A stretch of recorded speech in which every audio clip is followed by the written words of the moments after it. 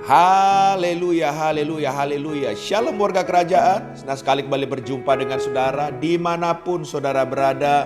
Doa saya setiap kita dalam pemeliharaan Raja kita yang sempurna. Haleluya. Nah saudara, kita memasuki dalam tema yang baru karena ini adalah bulan kemerdekaan negara kita. Maka tema kita adalah tentang kemerdekaan. Haleluya. Ya, dan saya akan menyampaikan tentang bagaimana kita mengalami kemerdekaan yang sejati. Haleluya. Mari kita lihat sama-sama dalam Injil Yohanes pasal yang ke-8 ayat yang ke-36.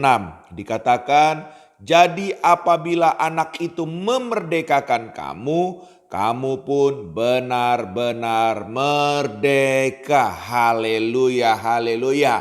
Nah, saudara terkasih dalam Tuhan, sebetulnya apa sih arti kata merdeka itu sendiri? Ya, dalam Kamus Besar Bahasa Indonesia, arti daripada merdeka itu yang pertama artinya tidak terikat.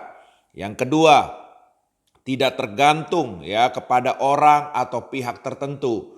Dan yang ketiga, arti kata merdeka yaitu leluasa, dapat berbuat sekehendak hatinya. Nah, oleh sebab itu kalau kita mendefinisikan hanya dalam arti sesuai dalam Kamus Besar Bahasa Indonesia, saudara terkasih dalam Tuhan, kita bisa dalam bahasa kerennya dikatakan bablas. Haleluya. Sebab kita merdeka itu ya mendefinisikannya kita bisa berbuat sekendak hati kita. Sebetulnya orang yang merdeka itu bukan orang yang seperti itu, saudara. Oleh sebab itu, mari kita melihat korelasinya dulu, saudara, dari kebenaran firman Tuhan. Sebetulnya ya kemerdekaan itu apa sih sebetulnya ya, dan bagaimana kita bisa memperoleh kemerdekaan itu. Saya cuma mau kasih tahu sama saudara dalam Injil Yohanes pasal 8 ayat 36 dikatakan, jadi apabila anak memerdekakan kamu, kamu pun benar-benar merdeka. Jadi saya mau kasih tahu buat setiap kita dan menjadi perenungan kita. Kalau kita menjadi pingin pribadi yang merdeka, sesungguhnya cuman ada di dalam Kristus Yesus yang adalah Tuhan. Makanya penting untuk kita percaya dan mengiring Tuhan sungguh-sungguh supaya kemerdekaan yang datang dari Tuhan yang merupakan anugerah itu dapat kita bisa terima, dapat kita bisa nikmati, dan saya percaya bahwa kemerdekaan yang sejati ini yang akan menuntun kita masuk dalam destiny Tuhan. Ya, sebab kalau kita mengacu kepada Galatia pasal 5 ayat yang pertama dikatakan supaya kita sungguh-sungguh merdeka, Kristus telah memerdekakan kita, karena itu berdirilah teguh dan jangan mau lagi dikenakan kuk perhambaan. Jadi dengan jelas ya, kata merdeka dalam kebenaran firman Tuhan itu punya maksud, punya tujuan ya, supaya kita bisa berdiri teguh. Di atas apa? Tentunya kebenaran firman Tuhan. Ya, bahkan kita dikatakan tidak lagi memakai kuk perhambaan, yaitu hamba dosa. Sebab hari ini setelah kita dimerdekakan, tentunya kita harus menjadi hamba Tuhan ya. Haleluya, haleluya. Nah, oleh sebab itu ya saudara terkasih dalam Tuhan, kita akan belajar kemerdekaan yang sejati di dalam Kristus yang Tuhan sediakan itu. Kemerdekaan yang seperti apa sesungguhnya? Yang pertama ya, Roma pasal 6 ayat yang ke-8 dikatakan, jadi jika kita telah mati dengan Kristus, kita percaya bahwa kita juga akan hidup juga dengan Dia.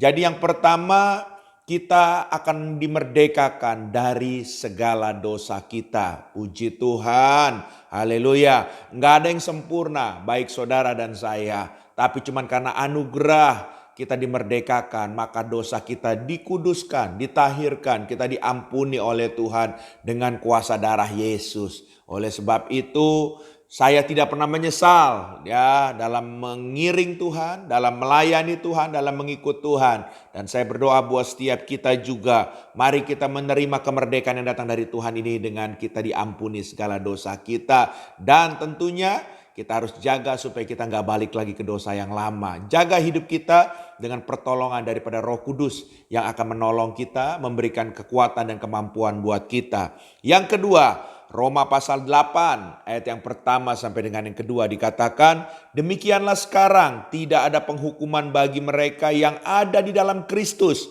Yesus.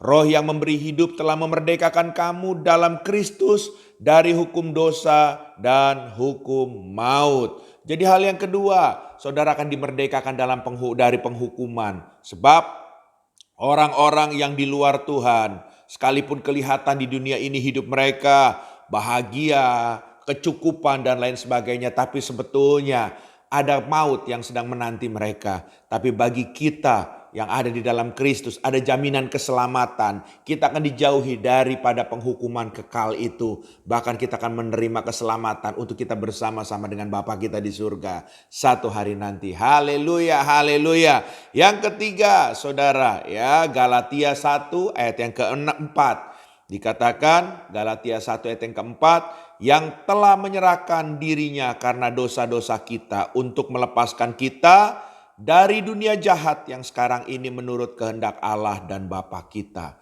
Jadi yang ketiga, kita akan memperoleh kemerdekaan dari dunia jahat.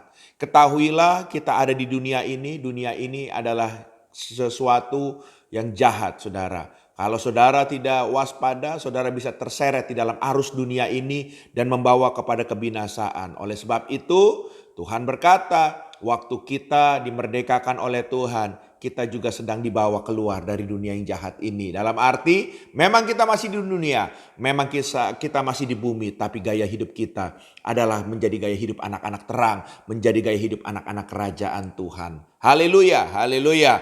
Yang keempat, kita lihat sama-sama. Galatia pasal 3 ayat 13. Kristus telah menebus kita dari kutuk hukum Taurat dengan jalan menjadi kutuk karena kita. Sebab ada tertulis, terkutuklah orang yang digantung pada kayu salib. Jadi hal yang keempat, Tuhan memerdekakan kita dari segala kutuk hukum Taurat. Dan saya percaya tidak ada kutuk yang bisa berkuasa kalau kita sudah di dalam Kristus, ya, kutuk apapun juga takluk di bawah kaki Kristus. Oleh sebab itu, bahagialah kalau kita sekarang ada bersama-sama dengan Kristus dan Dia memberikan kemerdekaan buat saudara dan saya. Termasuk tidak hidup lagi di bawah kutuk, tapi kita menjadi anak-anak yang diberkati oleh Tuhan. Haleluya. Yang kelima, Galatia pasal 4 ayat yang ke-8. Dahulu ketika kamu mengenal Allah, kamu memperhambakan diri kepada Allah-Allah yang pada hakikatnya bukan Allah. Ini bicara penyembahan berhala, ini bicara ilah-ilah akhir zaman, ya. Tapi yang kelima ini, saudara, waktu di dalam Kristus, saudara akan menerima kemerdekaan dari para berhala-berhala tersebut. Makanya dalam mengiring Tuhan, mengikut Tuhan, gak boleh ada di zona abu-abu, saudara. Kalau saudara sudah iring Tuhan, sungguh-sungguhlah iring Tuhan. Ya, saudara betul-betul harus maksimal, ya, apapun itu, hiduplah sesuai dengan kehendak Tuhan. Sehingga kemerdekaan yang sejati itu akan terjadi. Bahkan tidak ada kutuk berhala yang bisa mengikat saudara lagi. Karena berhala itu dapat dihancurkan. Hanya di dalam satu nama yang ajaib. Dalam nama Tuhan Yesus Kristus. Haleluya.